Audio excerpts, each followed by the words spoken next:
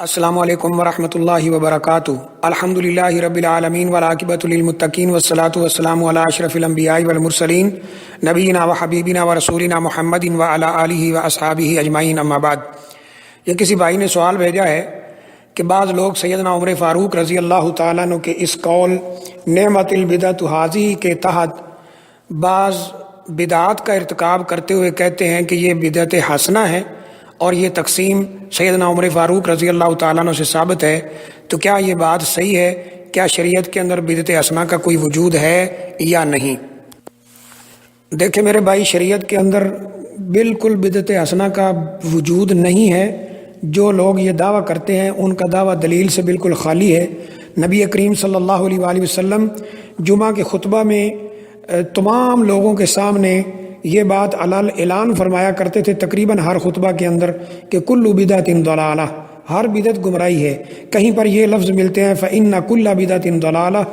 کہ بے شک ہر بدعت جو ہے وہ گمراہی ہے۔ یہ صحیح ابن خزیمہ، مستدرک حاکم، ابن ماجہ، سنن دارمی، مسند احمد وغیرہ میں یہ لفظ جو ہیں دیکھے جا سکتے ہیں۔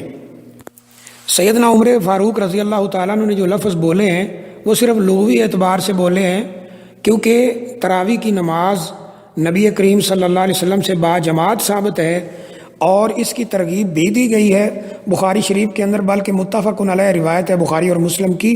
عن ابی ہریرہ ان رسول اللہ صلی اللہ علیہ وسلم قال من قام رمضان ایمانا و احتسابا غفر له ما تقدم من ذنبہ، کہ جس نے رمضان کا قیام ایمان اور احتساب کے ساتھ کیا اس کی زندگی کے سارے گناہوں کو اللہ تعالیٰ معاف کر دیتے ہیں۔ اس حدیث میں قیام کی ترغیب دی گئی ہے، اور ایک اور حدیث میں نبی کریم صلی اللہ علیہ وآلہ وسلم فرماتے ہیں کہ جس شخص نے قیام اس طرح کیا کہ وہ امام کے ساتھ کھڑا رہا اور جب امام پھرا تو وہ بھی پھرا، وہاں لفظ یہ ہے فقال انہ من قام مع الامام حتی ینصرف کتب لہ قیام لیلۃ، کہ اگر کسی نے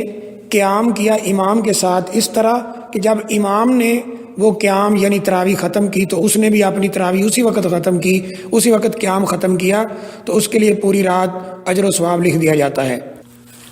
ایک متفق علیہ روایت کے اندر یہ وضاحت موجود ہے کہ نبی کریم صلی اللہ علیہ وسلم نے یہ قیام خود کروایا ہے، صحابہ اکرام آپ کے پیچھے کھڑے ہوئے ہیں۔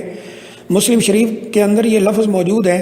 کہ ام عائشہ رضی اللہ تعالیٰ عنہ فرماتی ہیں نبی کریم صلی اللہ علیہ وسلم نے مسجد میں نماز پڑھی اور دیکھا کہ لوگ اس انتظار میں ہیں کہ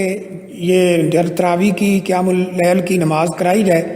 تو آپ نے لوگوں کو جماعت کرائی اور پھر اگلی رات آئی تو پھر کرائی،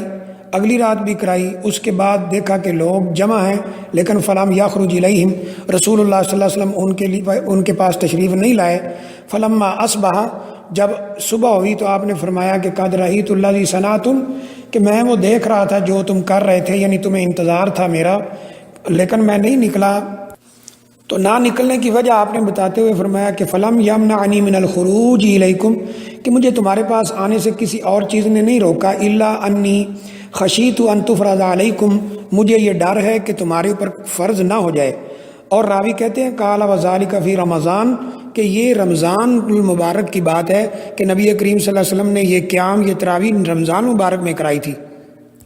اب سوچنے کی بات یہ ہے کہ جو آپ نے جماعت خود کروائی اس کی ترغیب بھی دی، کیونکہ جو پچھلی روایت میں نے بیان کی ہے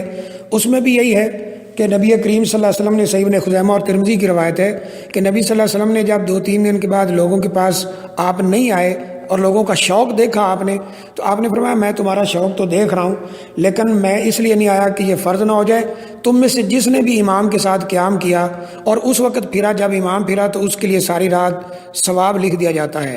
تو اس سے پتہ چلتا ہے کہ اس قیام کی ترغیب، تراویح کی ترغیب خود نبی اکرم صلی اللہ علیہ وسلم نے دی ہے اور اس کو پسند فرمایا ہے، اور یہ بھی پسند فرمایا ہے کہ یہ با جماعت ہو، کہ اس وقت تم پھرو جب امام پھرتا ہے تو تمہیں ساری رات ثواب کا، اللہ تعالیٰ تمہارے نامہ اعمال میں ساری رات کا ثواب لکھ دیں گے۔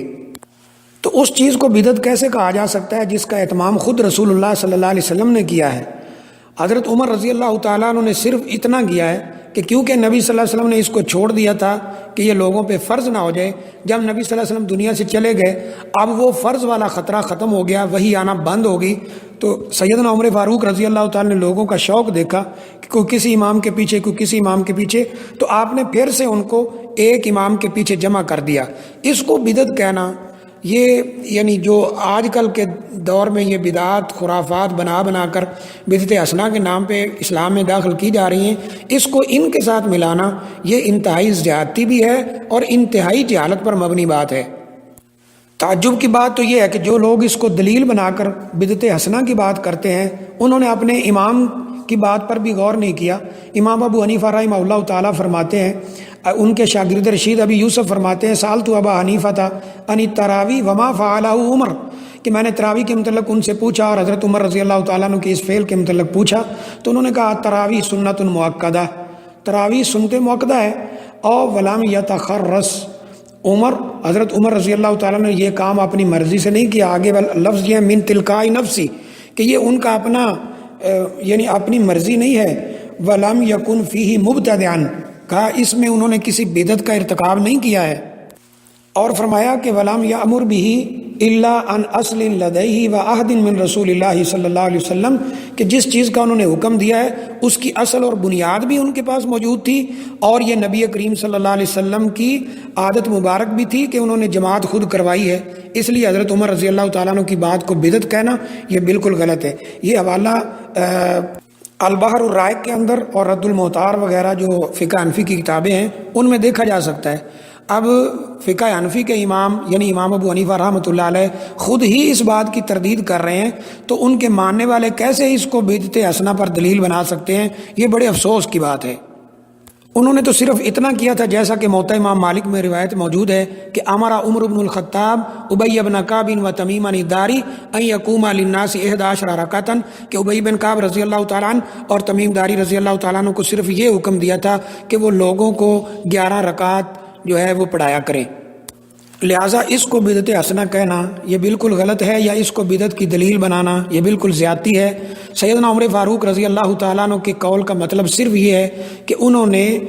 اس کو لغوی معنوں میں بیان کیا ہے، اور صرف اتنا تھا کہ جو پہلے کام ہوا تھا نبی صلی اللہ علیہ وسلم کے دور میں اس کو چھوڑ دیا گیا تھا، انہوں نے نئے سرے سے اس کو سیدنا ابی بن کعب رضی اللہ تعالیٰ عنہ اور سیدنا تمیم داری رضی اللہ تعالیٰ عنہ کی ڈیوٹی لگا کر دوبارہ سے شروع کر دیا، اس سے زیادہ کچھ نہیں ہے۔